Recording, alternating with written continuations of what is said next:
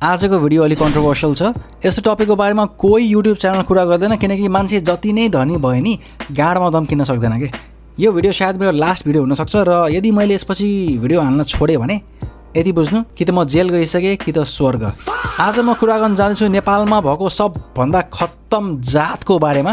यो जात कसैलाई मन पर्दैन, हजुरले गेस गरिसक्नुभयो होला मैले कुन जातको बारेमा कुरा गर्दैछु भनेर। यस, यो जात हो पैसा सापट्टि मागेर फिर्ता नगर्ने जात। यो पैसा फिर्ता नगर्ने जात भन्दा चोर ठिक हुन्छ के। एटलिस्ट चोरले मलाई प्रमिस त गर्दैन तेरो पैसा फिर्ता दिन्छु भनेर।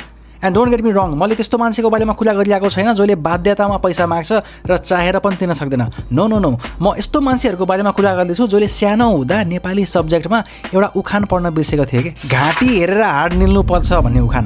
यिनीहरूलाई 5 स्टार होटल जानुपर्छ, इन्स्टामा स्टोरी हाल्नको लागि मिठो मिठो खानुपर्छ, एक ठाउँ घुम्न पर्छ, हरेक 3 महिनामा पोखरा घुम्न गएन भने ड्रग्स खान नपाएर छटपटिन्छ नि मान्छे। त्यस्तो हुन्छ। अब कोही महानुभावहरूले भन्नुहुन्छ खाना दिएन त, घुम्न दे, तेरो के गइरहेछ, मेरै गइरहेछ, त्यही भएर त प्रब्लम छ। साथी 2000 रुपियाँ हाल्दैन यार, पैसा पुगेन यार। दोस्त प्लिज यार 4000 रुपियाँ हाल्दैन यार, कसम भोलि दिन्छु। कसम भोलि दिन्छु।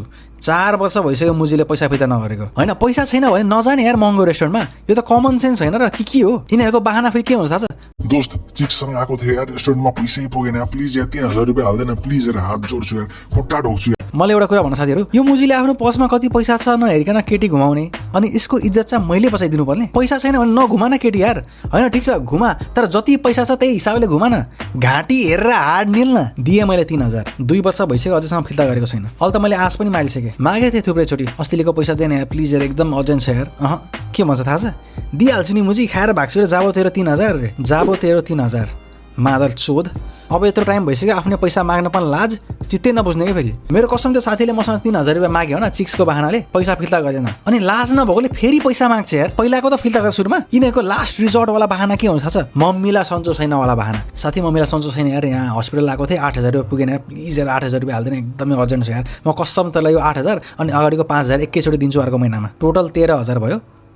फिर्ता गरेन मादरचोदले। पैसा फिर्ता माग्दा के भन्छ थाहा छ? बाबाले यो महिना पैसा पठाइदिनु हुन्छ, पैसा आउने बित्तिकै म तेरो एकाउन्टमा हालिदिन्छु, तेरो क्युआर छोडिराख्न। तेरा मैले क्युआर छोडेको 1.5 वर्ष भइसक्यो। अनि त्यो मान्छे जसले मलाई 13000 रुपियाँ दिन बाँकी थियो नि, त्यसको स्टोरी आम्मामा डेली बियर र सित्तनको स्टोरी। नयाँ रेस्टुरेन्ट खोल्न पाएको छैन, पुगिसक्छ। इन्स्टामा स्टोरी र स्न्यापच्याटमा स्न्याप पठाउन छोडेको छैन फेरि मलाई। सो अफ गर्न पर्छ यिनीहरूलाई फेरि है। त्यसको स्टोरी देख्यो भने एउटा नर्मल मान्छेले के भन्छ थाहा छ? ए माक्सम यो त रिच किड रहेछ यार, कति घुमेको घुमेछ, खाएको खाइछ, उसको लाइफ त कस्तो दामी होला यार। तिनीहरूलाई के थाहा मुजीले मलाई 13000 रुपियाँ दिन बाँकी छ यार, ऋणमा छ, त्यही पनि लाज छैन यसलाई, सो अफ गर्दैछ। त्यसैले साथीहरू इन्स्टामा स्न्यापमा कोहीले मान्छे खुब घुमिरहेछ खाइरहेछ भने त्यस्तो मान्छेलाई देखेर आफूसँग कम्पेयर गरेर छ्या यार यसको लाइफ त कस्तो दामी छ यार, घुम्ने खाने कति मत छ होला यसको लाइफ भने कहिले नसोच्नु। ऋणमा डुबेको हुन्छ त्यस्तो मान्छेहरू म्याक्सिमम। सोसियल मिडियामा सबको लाइफ फेक हो, सब ऋणमा डुबेको छ चोरहरू। यदि तिमीले कसैलाई पैसा दिनुपर्ने छैन भने तिम्रो लाइफ यिनीहरूको भन्दा धेरै राम्रो छ क्या। त्यसैले चिल। अनि कोही हुन्छ नि जिन्दगीमा नबोल्ने साथीहरू के माग्छ, 81 मेसेज आउँछ नि, हेलो साथी के छ हालखबर भनेर।